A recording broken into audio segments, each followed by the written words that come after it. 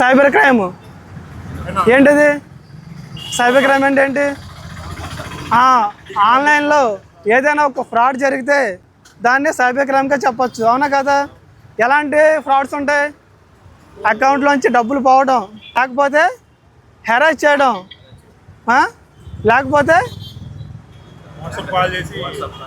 అదే హెరాస్ చేయడం, ఇంకోటి మన డేటానే థెఫ్ట్ చేయడం, దొంగిలించడం. ఈ మూడు కాక నీకేమైనా ఉంటుందా? ఓవరాల్గా ఏదైనా ఈ మూడింటి ఉద్దేశమే కదా. ఇప్పుడు సైబర్ క్రైమ్ అనేవి 114 రకాలు ఉన్నాయి. మీరు మా దగ్గరికి వచ్చి సార్ నాకు ఇలా జరిగిందని చెప్తే అది కొత్త రకం అయితే దాన్ని మేము యాడ్ చేసుకుంటాం. OTP fraud, unknown links, credit card debit card theft, అదేవిధంగా లోను యాప్స్ అని చెప్పేసి ఇలాగ రకరకాలు ఉన్నాయి.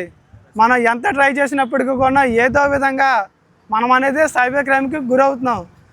మొబైల్లో మనకి బాగా ఉపయోగించుకుంటే మంచిది, కానీ దాన్ని సరిగ్గా ఉపయోగించుకోకపోతే మనకి మన దగ్గర ఉన్న ఇన్ఫర్మేషన్కి, మన దగ్గర ఉన్న డబ్బుకి భద్రత కాదు.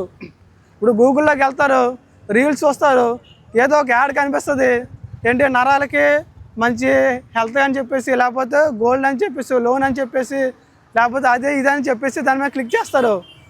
వాడంటే ఆశ చూపించి మీ దగ్గర ఉన్న డబ్బు కాజేస్తాడు. తీరా చూసిన తర్వాత మనం మోసపోయామని తెలుస్తుంది, అవునా? దాంతోపాటుగా వాట్సాప్లో మనకు ఒక మెసేజ్ వస్తుంది, ఏమని? మీ బండి పైన చలానా ఉంది కట్టుకోండి అని చెప్పేసి. మనం ఏం చేస్తాం? దానిపైన క్లిక్ చేస్తాం. క్లిక్ చేయగానే మనకేమొస్తుంది? ఈ చలానా ఏ విధంగా వస్తుందో అదే ఇంటర్ఫేస్ వస్తుంది, బట్ దాని బ్యాక్గ్రౌండ్ అనేది వేరుగా ఉంటుంది. మనం క్లిక్ చేస్తాం, బండి నెంబర్ కొడతాం, పేమెంట్ ఆప్షన్లోకి వెళ్తుంది. అది పేమెంట్ ఎవరిది? గవర్నమెంట్ది కాదు. ఎవడైతే ఫ్రాడ్ చేయాలనుకుంటాడో వాడి అకౌంట్ అది. మీరేం చేస్తారు? చలానా కట్టేస్తాం అని చెప్పేసి మొత్తం పేమెంట్ చేసేస్తారు. తర్వాత వారానికో నెలకో 2 నెలలకు చూసుకుంటారు, అదేంటి నేను కట్టేశాను కదా చలానా ఎందుకు ఉందని. కానీ ఏమైంది చివరికి? మీరేం చేస్తారు? మంచి ఉద్దేశంతో ఈ మెసేజ్ని తీసుకెళ్ళి ఏం చేస్తారు? ఒక వాట్సాప్ గ్రూప్లో పడేస్తారు, బాబు ఎవరైనా సరే చలానా ఉంటే చెక్ చేసుకోండి, కట్టుకోండి అని చెప్పేసి. ఏమవుతున్నప్పుడు మీ ఒక్కరితో పోవాల్సిన ఆ ఫ్రాడ్ అనేది ఎంతమందికి అయింది?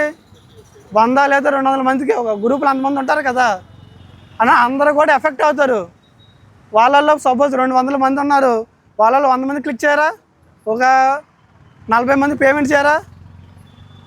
మరి వాళ్ళ 40 మంది పోయినట్టే కదా.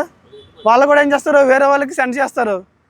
మరి అలాంటి ఒకరి నుంచి మెనీ నుంచి మెనీ, దాన్ని ఆపడం కష్టం.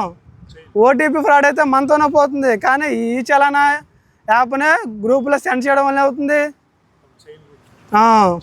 ఓకే, దానివల్ల అలాంటివి ఏమైనా దయచేసి ఎంకరేజ్ చేయొద్దు.